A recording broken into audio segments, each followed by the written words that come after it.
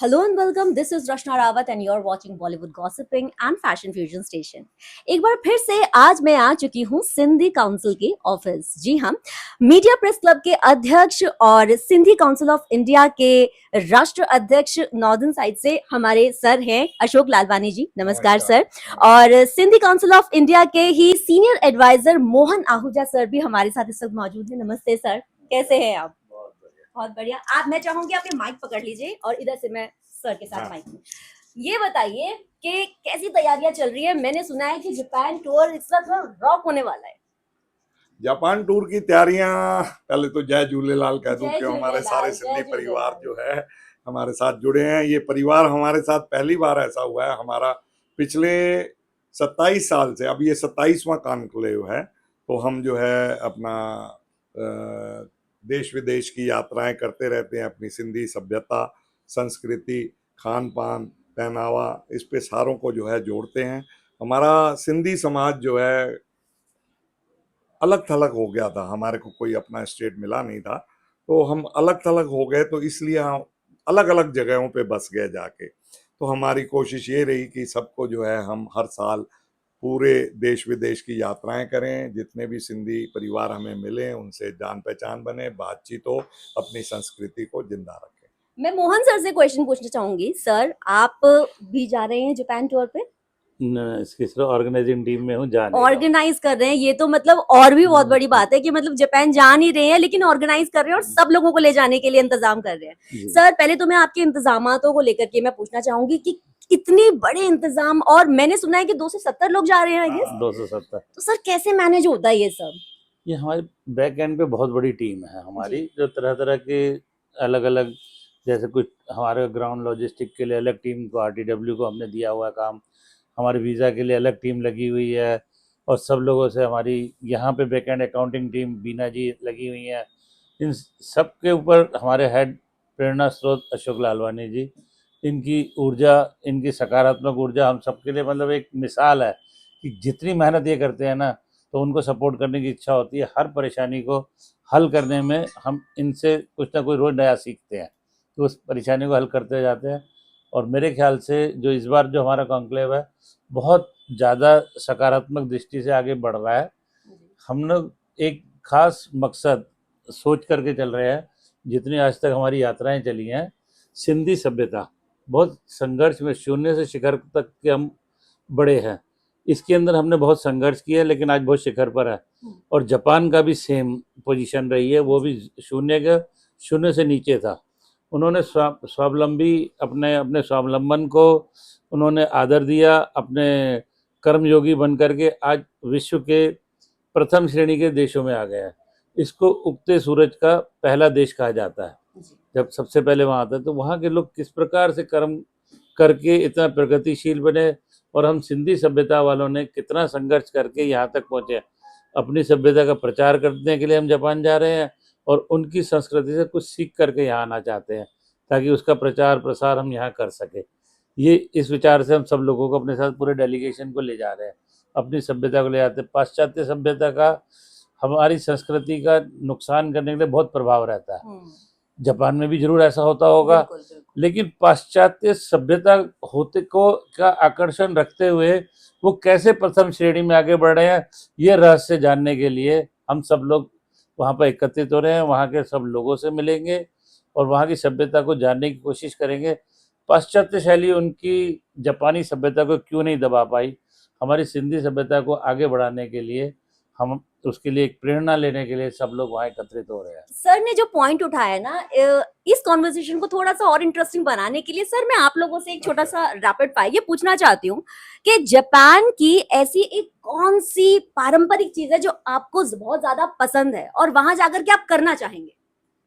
Japan की पारंपरिक जो है, वो वहाँ पे बहुत ही डिसिप्लिन हैं, सारे आदमी पंक्चुअल हैं, टाइम की कदर है उनको, और बिल्कुल नीट एंड क्लीन व्यवस्था होती है। जल्दी उठते हैं और जल्दी सोते हैं। उनके मतलब ऐसा नहीं है कि दिखावे वाली बात हो।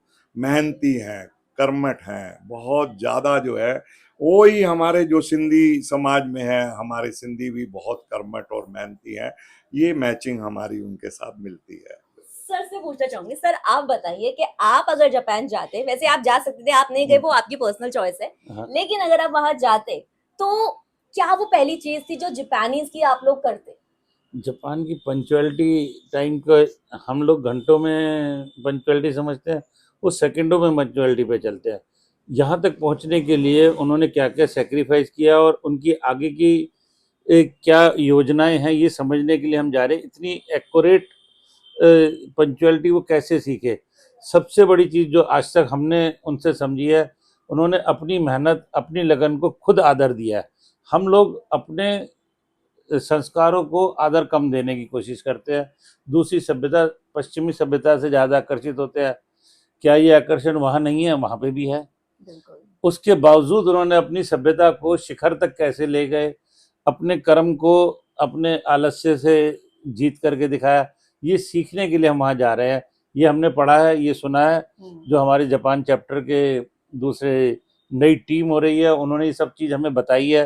तो ये चीज़ हम अपनी आंखों से देख करके वहाँ से सीख करके आएंगे और निश्चित ही यहाँ पर एक क्लोजर सेरेमनी बनाएंगे, जिसके अंदर वहाँ की पूरी जो निचोड़ हम लेके आएंगे यहाँ पर पूरे अपने राष्ट्र के उत्थान के लिए।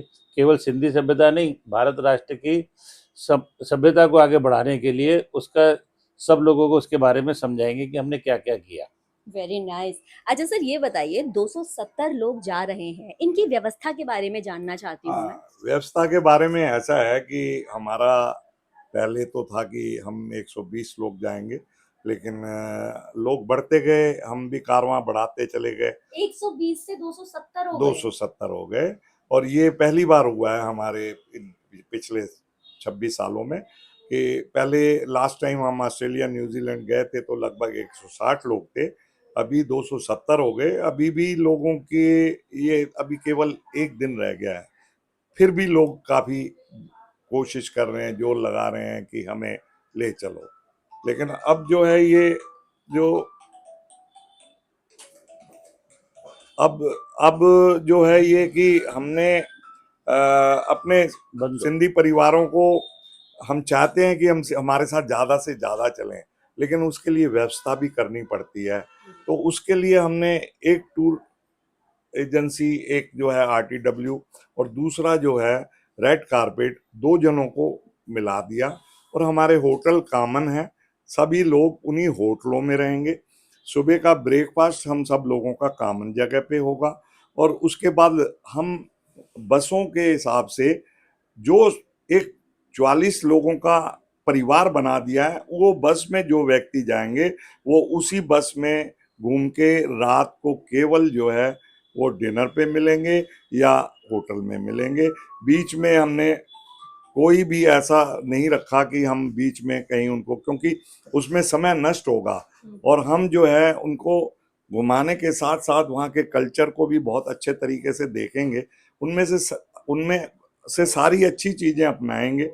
और मैं समझता हूँ जापान तो सब कुछ उनके हिसाब से हम चल भी नहीं पाएंगे बहुत जल्दी, उतना डिसिप्लिन हमारे हमारे सिंधी समाज में भी है लेकिन कम है, लेकिन वहाँ तो बहुत ज़्यादा है। तो ऐसा करके हमने ये ऑर्गेनाइज किया है, बहुत अच्छे तरीके से किया है।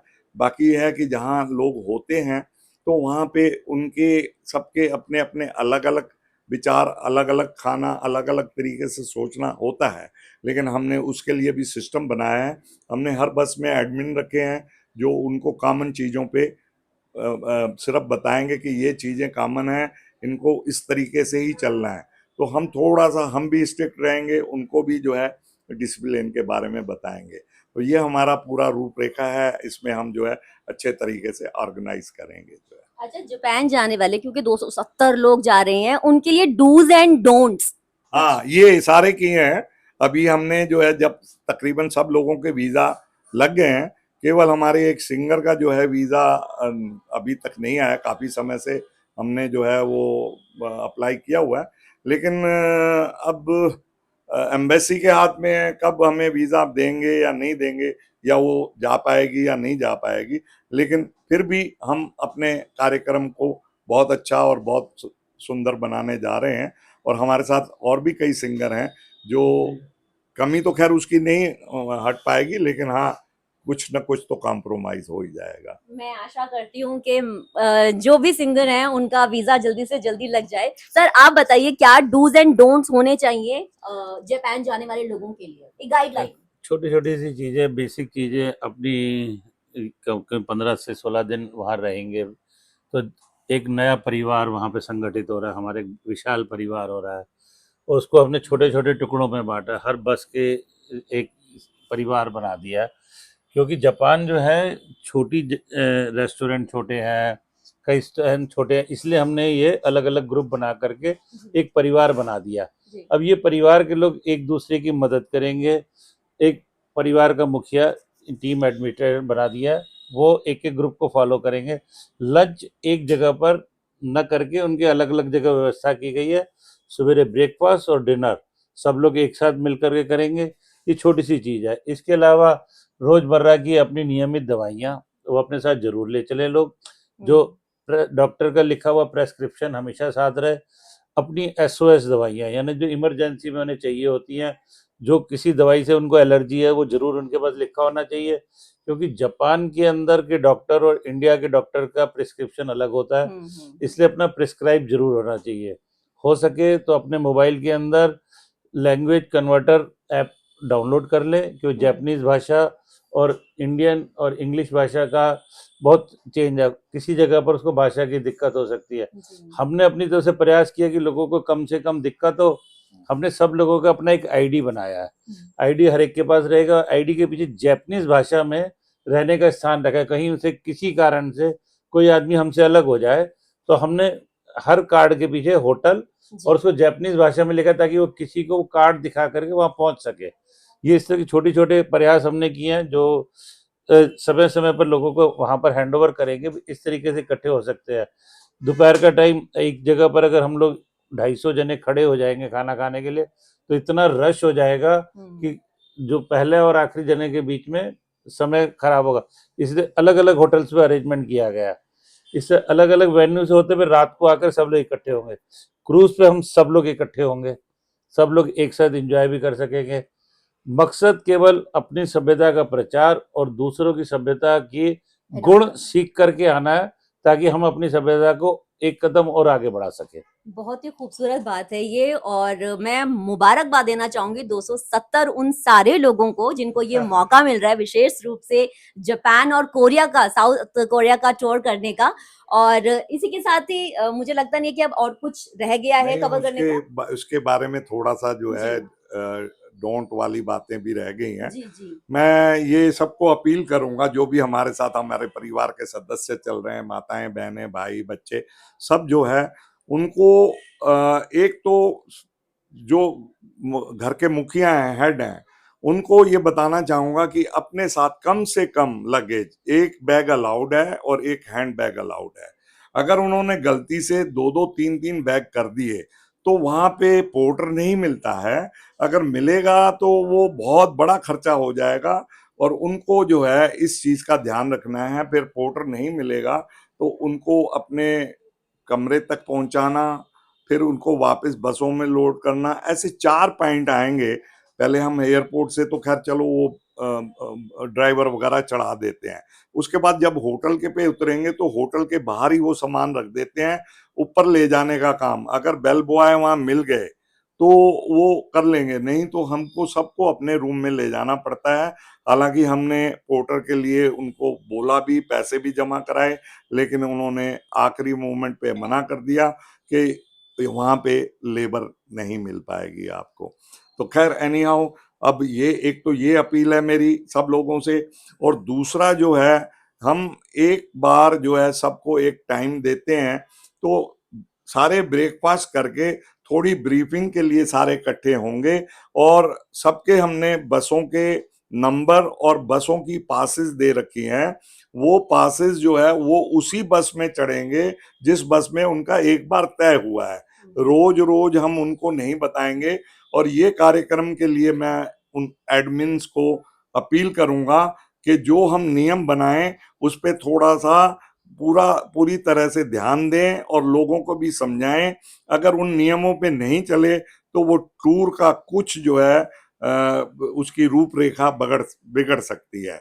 हम चाहेंगे कि बहुत बेहतरीन, पूरी दिल से कामना है, हमने इतनी मेहनत भी की है, हमारे साथियों ने भी बहुत साथ दिया है, हमारे परिवारों ने भी बहुत साथ दिया है, मैं उनका भी बहुत बहुत आभारी और धन्यवाद करता हूँ।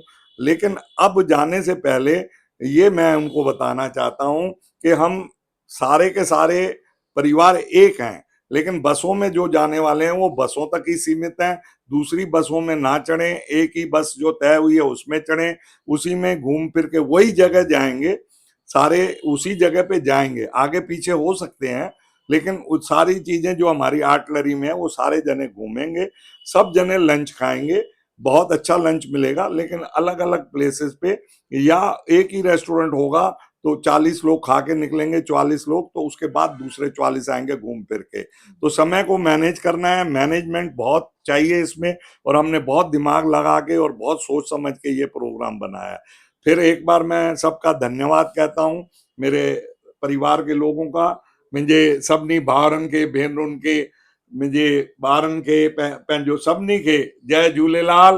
तव्हांजे हिन टूर जे लाइ शुभकामनाऊं। मां अशोक लालवाणी ऐं मूं सां गॾु आहे रचना रावत, जो अपना हमारे मीडिया प्रेस क्लब की जो है ये सीनियर जो है ये जर्नलिस्ट है, और हमारे साथ बैठे हैं मूं सां गॾु आहिनि मोहन आहूजा, सिंधी आहिनि ऐं असांजा एडवाइज़र आहिनि, पर ये छोकिरी छाकाणि सिंधी कोन ॼाणे, तंहिं करे असांखे इहो तो मुझे इंटरव्यू समझ आती है